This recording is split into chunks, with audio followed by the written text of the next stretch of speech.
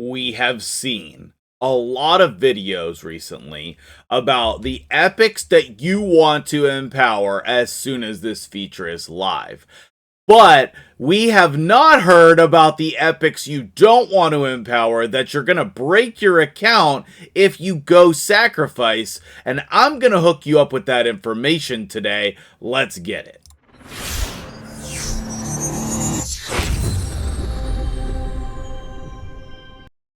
What's up, guys? MtgJedi here. Do not empower these champions. I'm going to give you the short list and you fill me in on the rest of the ones in the comments below. We are going to start with any champions that mess up your faction guardians. Now, I'm also going to give you specific champions, so stick around till the end of the video.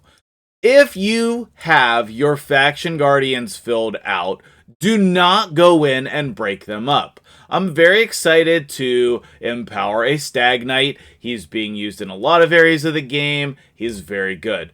But unless I have another one to fill in here, which thankfully I do, I'm not going to sacrifice my faction guardians. I'm going to leave them so that it impacts every single one of the epics from each of these factions. Don't go empty out your faction guardians to empower people. There is no epic that is worth that. None. No epic is worth doing that for. Number 2. Please, please, please. If you're going to empower your clan boss champions, you need to be very careful. It will mess up your teams. And then I'm going to get 1,000 messages. Hey, why is my team messed up? Okay, because you empowered your champions. There's a lot of reasons you can mess up your team. I did a video on that. It's one of the ones I send people the most often. So it's there if you need it. But don't empower unless you're going to rebuild.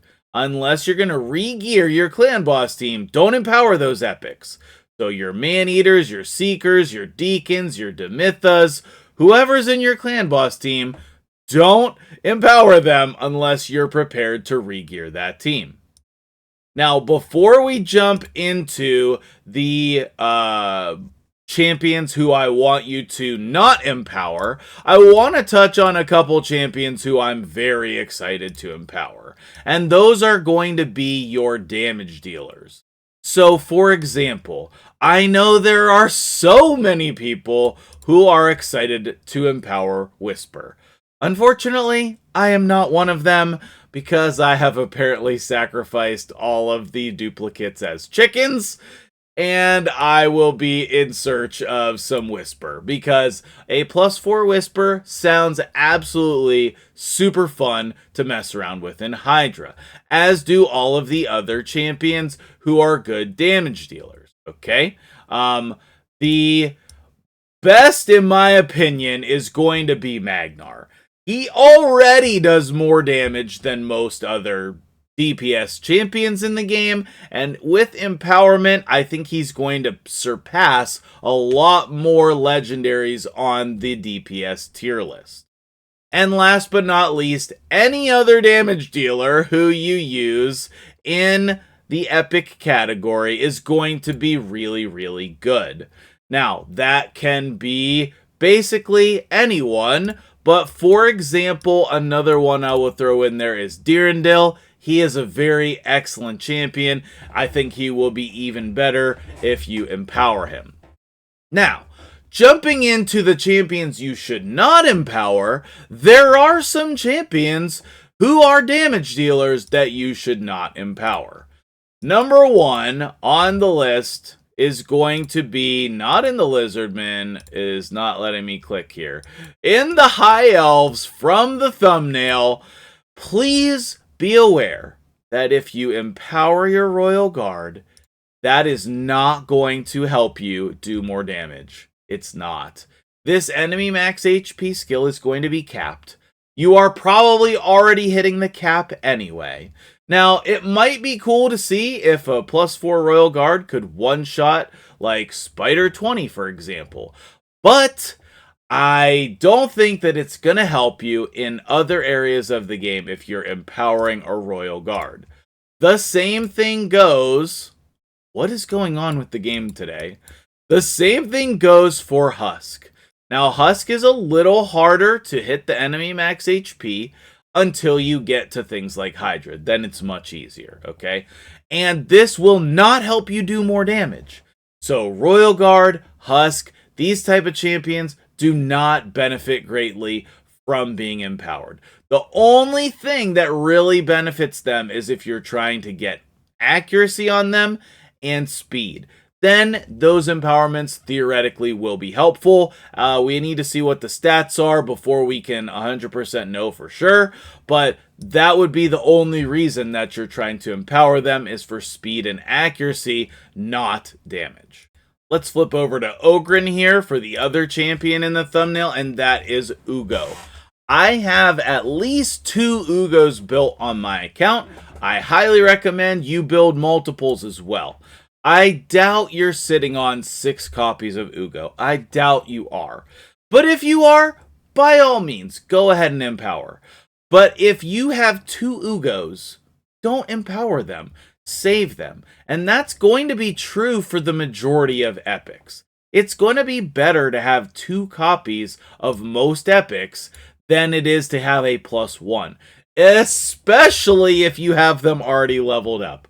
Right? Don't go break your account because we get overexcited about the epic empowerments. And don't get me wrong, I'm in the same boat. I'm super excited about it as well. I'm hoping Plarium doesn't bring in negatives to this. Like I said in my video the other day, I hope we can keep this all positives. But Ugo, definitely 2 copies. Maybe 3. Probably 2 though. Next up, over in Dwarves, is Geomancer. I mean, how many Geos do I have built on my account? 4? 3? I don't know. You need at least 2. You want 1 probably to specialize for Iron Twins, and 1 for everywhere else. He is getting used a little bit less now than he used to, but I still would not give up to, my extra Geos. Once I get more, then maybe we'll talk about it, but I would still want to have multiple copies of Geomancer. And the last champion that is really important, okay? This is so important, right? You don't empower your Shamail. At least not right away, okay? There are so few champions who deal with the Fearhead, and no one deals with it better than Inquisitor Shamail in Hydra. He is the best. We need more options, Plarium. It would be great if in this same faction, is it Falmond with the passive immune to stun, or is it the other one, the Bannerlord, Aislinn? I feel like I could have optimized this clip a little bit better. Right here. Why doesn't this passive work, Plarium? This passive should work on Hydra. Can you please fix that? Please, please, please. This is a wonderful option for Hydra. We would like to use it. It does not work. He is immune. Immune should be better than can't be resisted. We're not resisting it. He's immune. The allies are immune. So that would be another great option. But until we have other good options, you want 2 or 3 Inquisitor Shamails.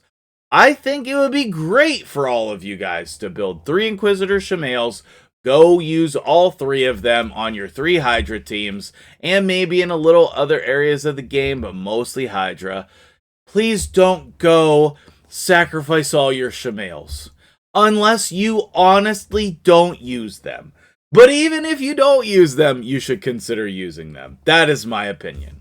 Alright, well, that's all of the champions that I am really hesitant about you guys empowering. Your faction guardians, your clan boss team, and those handful of specific champions that we really want duplicates of. If you have 2 duplicates of an epic build, don't go sacrifice them. You will regret that. I do believe that, especially if they're booked with masteries, all of that stuff. Be cautious. You don't have to go do it all right away. And if you want more copies, then start pulling on the 2Xs again. Start identifying the champions on the progressive events. That's going to be really helpful. Pulling for those epics on progressives is really effective. I hope this video was really effective for you, and if I've earned that like button, go ahead down there and click that for me. Most importantly, if I missed anyone, put them in the comments below, and if you disagree, let me know that too. Thanks for watching. Make sure you check out my earlier video today on the DPS tier list for the gear on your account. I think it's really helpful, so make sure you check out that video as well. Have a great day, and I will see you tomorrow for some more bangers.